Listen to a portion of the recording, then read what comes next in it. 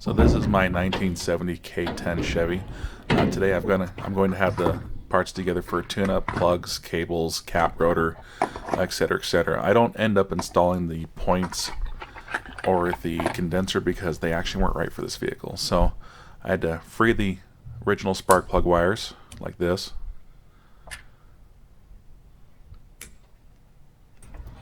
And then unplug all the spark plug cables because they're pretty easy to do.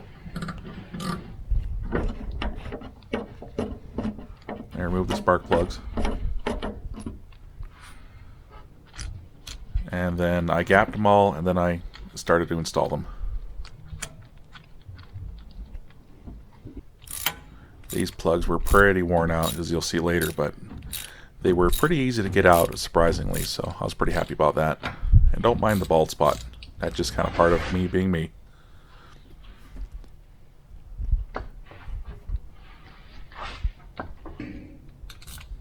The passenger side was a lot easier to do than the driver's side because there wasn't the clutch linkage there. So I did them all at once. I just pulled them all at once and then gapped them all and put new ones in. You can see the plugs here. They're pretty nasty. I'm glad I replaced them. Who knows how long they've been in there. So when I pulled the distributor cap off, I noticed that the distributor is actually loose, so that was causing a lot of my problems. So I time it by ear later, but I eventually get a timing light delivered to me. So it is set correctly at 10 degrees before top dead center. Here's a new rotor.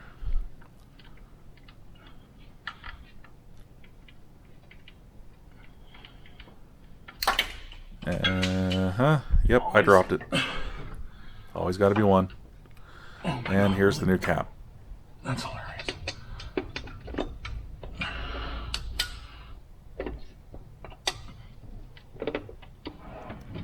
One, 8,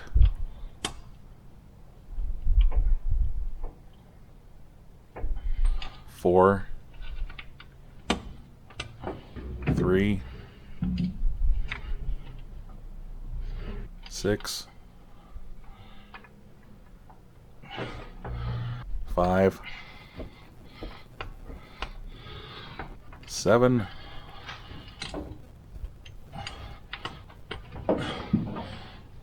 and finally 2. Yep, it's a Chevy. So I bought some wire cable ties this time, so I'm not using crummy zip ties. So I fought with these for quite a bit, and then I finally got them to where I liked them.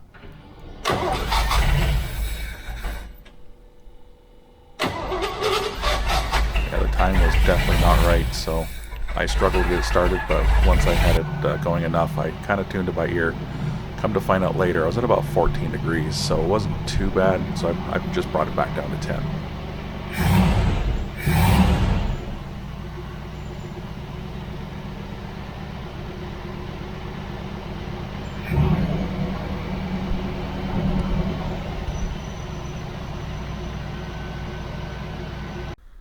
And of course, I forgot to turn the camera on when I started doing the timing.